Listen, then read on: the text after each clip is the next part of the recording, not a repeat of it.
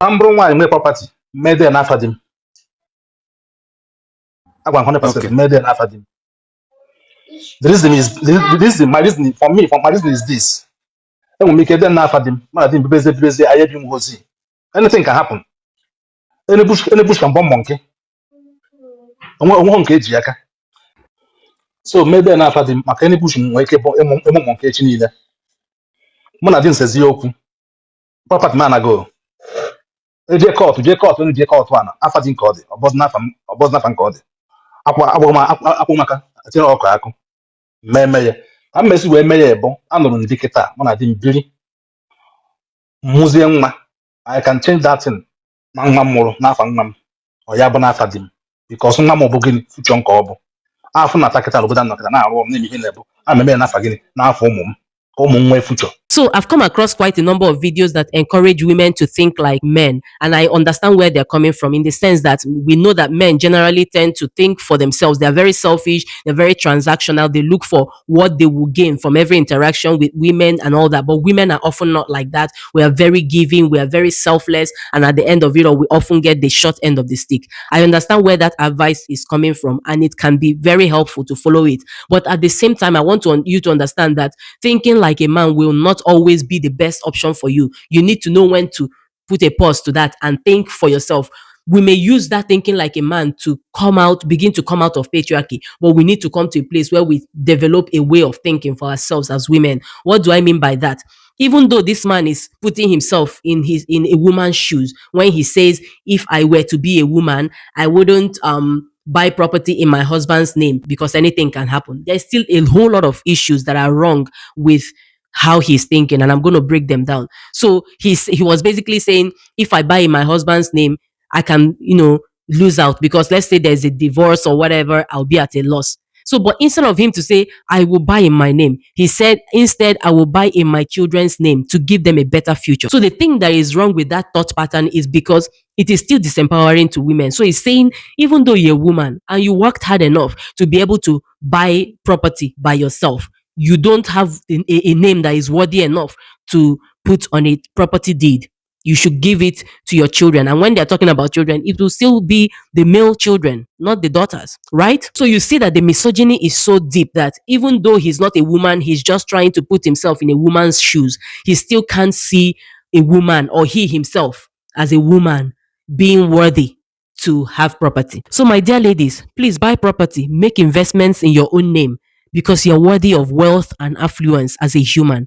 If you have what it takes to think it up, to make it happen, to make your thoughts to become reality, to turn into money, then you have every right and what it takes to have that money in your name, whether in form of landed properties, whether it's in form of cars, whatever form, you are worthy. And even besides that, the truth is that no matter how much effort you put into raising a child, there's no guarantee that they will turn out the way you hoped that they will turn out. Because, for example, we have children that have become so immersed in religion and then they begin to label their mothers as witches just because one pastor that does not even know where they were conceived comes out and says, oh, your mother is a witch. She's the reason why you're not succeeding. And again, even children that turn out well love their mothers and their parents.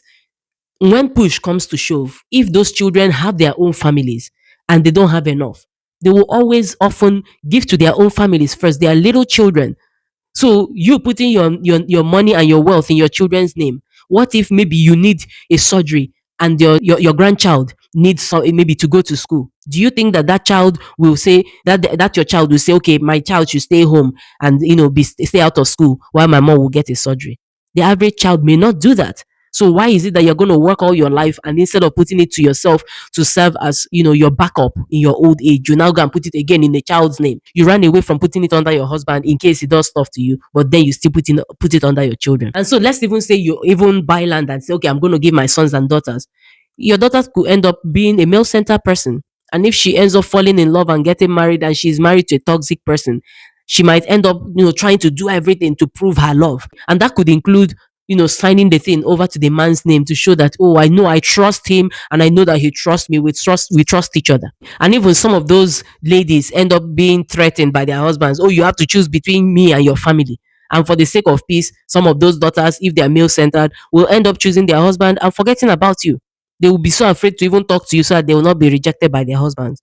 So I would say that your best bet any day, anytime is to invest in yourself as a woman. You care for your children, help them as much as you can, but make sure that you prepare yourself for your old age, because that old age is coming. And at the end of it all, everybody will take care of themselves first. And you might end up being like just something on the side that people will help when they are able to. When you get old, society is not kind to old women. They label old women as witches and they call old men sages. Oh, he's a wise old man in the village, right? So you are way more vulnerable than you think. You will not always be young as a woman.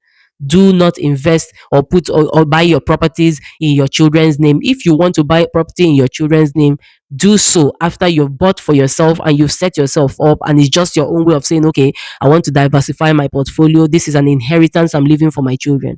But you don't set up your children first, and then you leave yourself stranded. Don't do that. Because even if you're thinking like a man, men don't buy properties in their children's name. They buy it in their own names, because tomorrow they can decide, I don't want to do this marriage again. And they'll go and marry another person and have a brand new family. And they may end up writing their, first family out of the will. So you see that they will not even do that. So why should you do that? So in summary, I would say have your properties and all that, take care of your children. Then you make a will and have your children as your beneficiaries. And if your spouse is a good partner, of course, he will be included in your beneficiaries.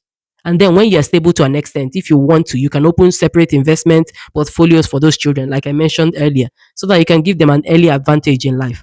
And if your children turn out great, well, that wealth is an added bonus. So if they want to share wealth with you, great. uh And if they don't, at least fear of being written out of your will make them to still take care of you well, right? So there are some people we know, oh, they're just taking care of their mother or their dad because they know that he can change that will. So if they turn out not to be those great children you hoped for, you know that your wealth will be your cover. Even if they're smiling at you, but that smile is not reaching their heart, at least you're getting the care you need.